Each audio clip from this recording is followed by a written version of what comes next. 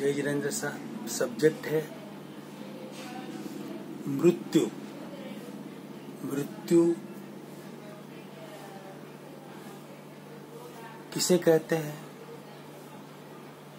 मृत्यु होती किसकी है, शरीर की या आत्मा की? ये सब्जेक्ट है।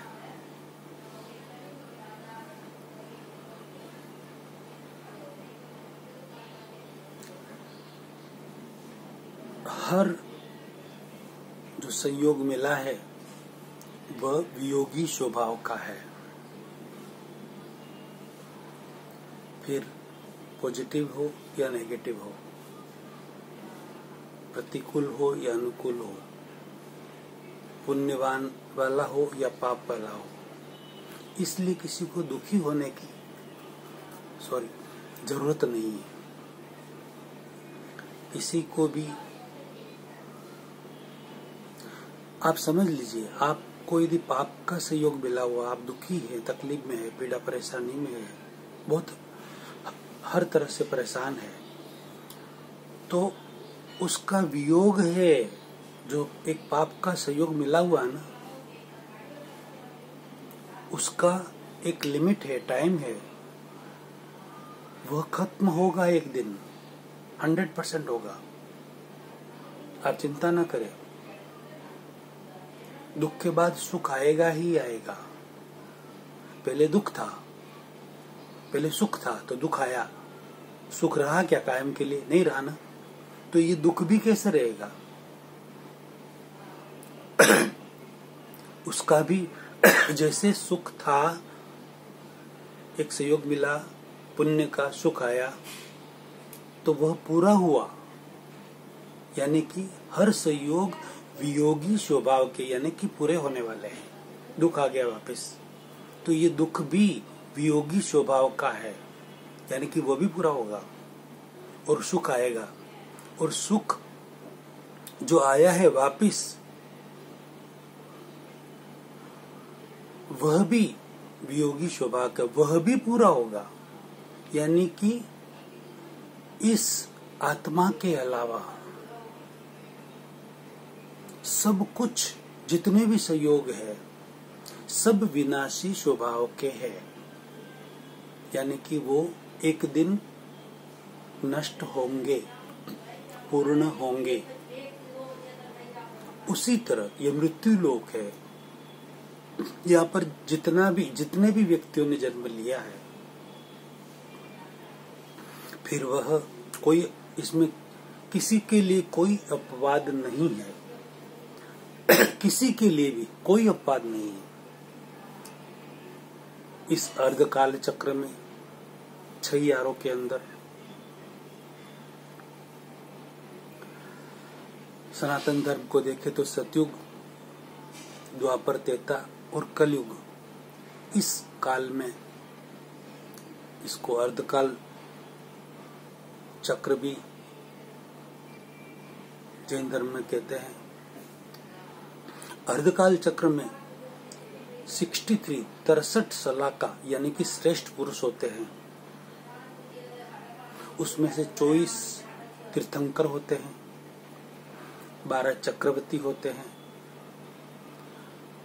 9 वासुदेव होते हैं, 9 प्रतिवासुदेव होते हैं और 9 बलदेव होते हैं।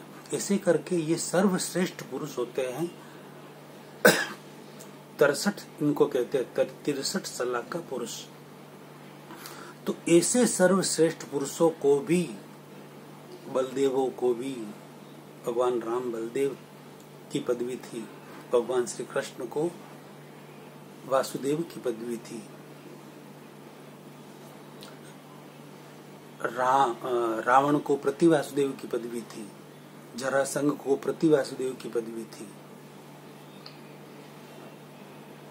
ऐसे बलदेव, प्रतिवासुदेव, वासुदेव, चक्रवर्ती, भरत चक्रवर्ती को, उनको भरत जी को चक्रवर्ती की पदवी थी, और 24 तीर्थंकर, सबसे उच्च पदवी। ऐसे पुरुष भी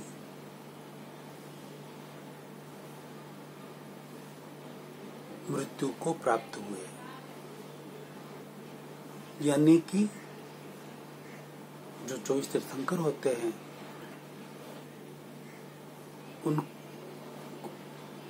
उनको निर्वाण कहते हैं, मृत्यु नहीं कहते, यानी कि उनका दोबारा जन्म होता ही नहीं है। जो सिद्ध बुद्ध मुक्त हो जाते हैं उनका दोबारा जन्म नहीं होता।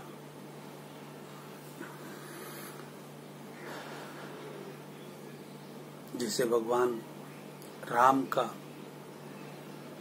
सिद्ध बुद्ध हो गए, भगवान हनुमान जी सिद्ध बुद्ध मुक्त हो गए, भगवान पतंजलि सिद्ध बुद्ध मुक्त हो गए, उनका दोबारा जन्म निर्वाण होता है उनका।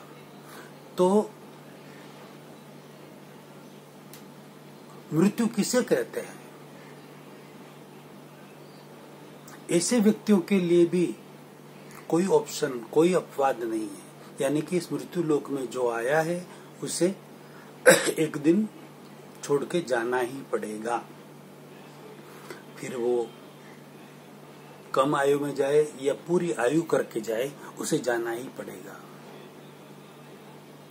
ये सनातन सत्य है। मृत्यु किसे कहते हैं पहले तो, और मृत्यु होती किसकी है? पहले मृत्यु किसे कहते हैं ये समझ जाएं।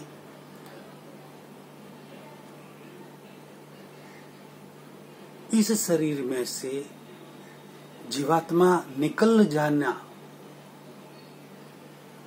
निकलने की स्थिति, निकल जाती है, उस स्थिति को, उस परिस्थिति को मृत्यु कहा जाता है।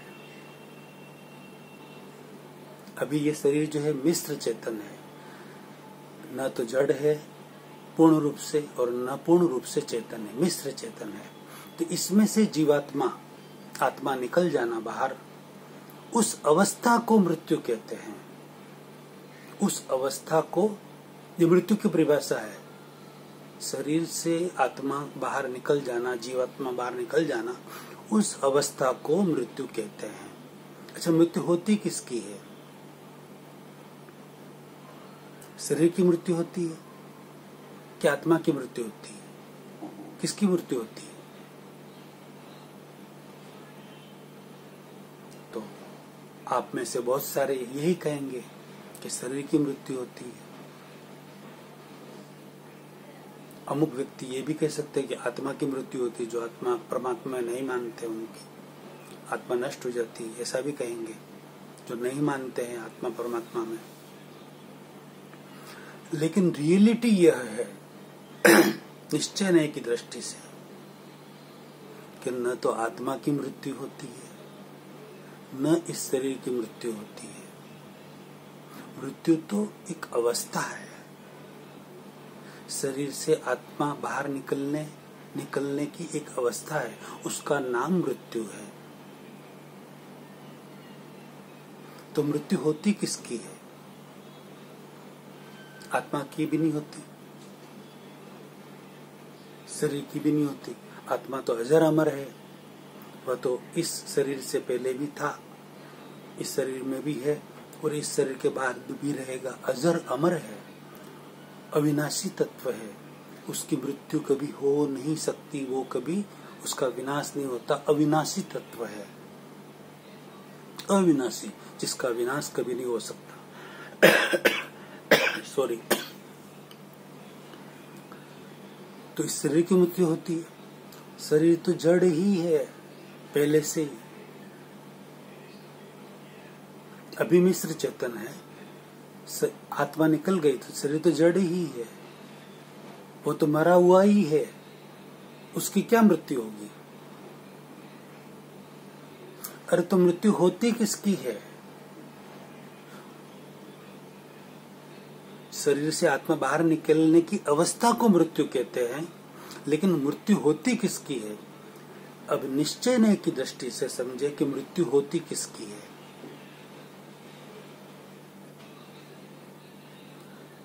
मृत्यु होती है, जन्म होता है अहंकार का। किसका होता है? आत्मा के साथ।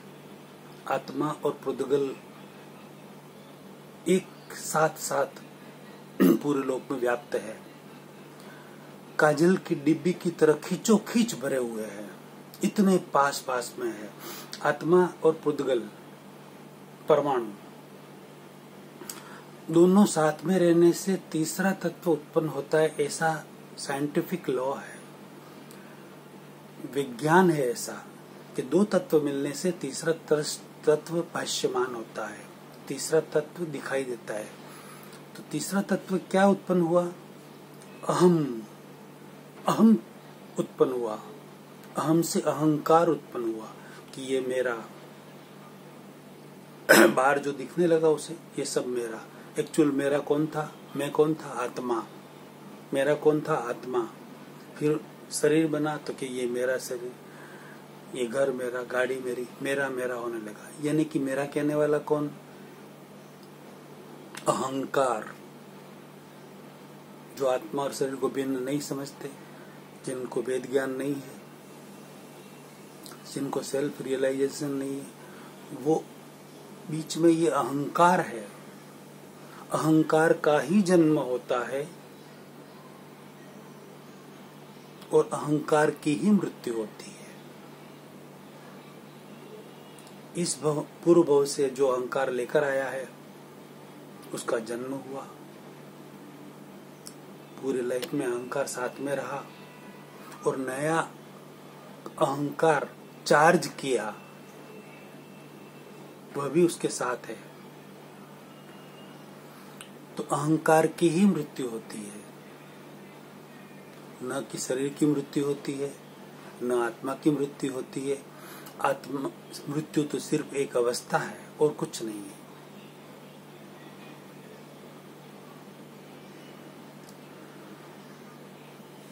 तो मृत्यु होती क्यों है? एक प्रश्न और है, मृत्यु क्यों होती है? मृत्यु इसलिए होती है कि एक 8 कर्म में से एक आयुष्य कर्म होता है। जीव अपना पूर्व से आयुष्य बांध कर आता है, आयुष्य का बंधन करके आता है। किसी की गर्भ के अंदर ही मृत्यु हो जाती है, कोई जन्मते ही मृत्यु हो जाती है, कोई 2 महीने में हो जाती है, कोई 2 साल में हो जाती है। जिसका जितना आयुष्य जो साथ में लेके आया, किसी की 20 साल में होती है, किसी की 30, 25, 40, 50, 60, 70, 80, 100, 125 साल के भी मनुष्य होते हैं, कोई 150 साल के भी होते होंगे। बीच में अभी एक वीडियो में देखने को मिला कि चाइना में एक व्यक्ति 165 साल के हैं, तो उनके एक इतने बड़े उम्र का रहस्य उनको पूछा तो उन्होंने बताया कि मैं कायम 2 रहस्य है उसके, इतनी बड़ी उम्र के। उन्होंने बताया 165 साल के कि मैं कायम सीधा बैठता हूँ, रीढ़ की हड्डी बैकबोन कंप्लीट सीधी रहती है मेरी,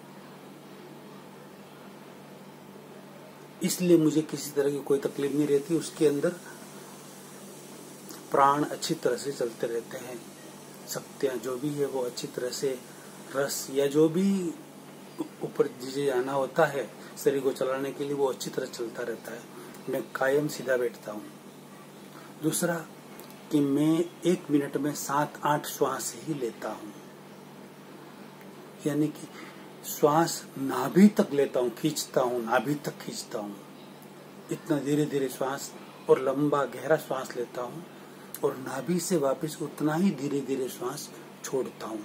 ये 2 ही रहस्य उन्होंने बताए थे इतनी लंबी उम्र के, वो अलग सब्जेक्ट है। लेकिन मृत्यु होना, जब तक आयुष्य पूरा नहीं होता तब तक मृत्यु नहीं हो सकती, ये निश्चित है। फिर व्यक्ति कहीं दब गया है, कहीं गिर गया है, उसे श्वास भी अच्छी तरह से नहीं मिल रहा है, तो भी आयुष्य कर्म अभी शेष है उसका, तो उसकी मृत्यु नहीं होगी। और आयुष्य कर्म पूरा होते ही एक श्वास भी ज्यादा नहीं ले सकता है, 1 सेकंड, 1 समय तक भी वो और जीवित नहीं रह सकता, उसकी मृत्यु हो ही जाती है, शरीर उसको छोड़ना ही पड़ता है। ये हुई निश्चय नए वाली बात मृत्यु के लिए। इस मृत्यु के निश्चय नए की बात जो है वो लाखों करोड़ों व्यक्तियों में शेयर करके जागृति फैलाए और अनुमोदना का पुण्य कमाए। अगला प्रवचन अगले वीडियो में अगले सब्जेक्ट के साथ। जय जिनेंद्र साहब।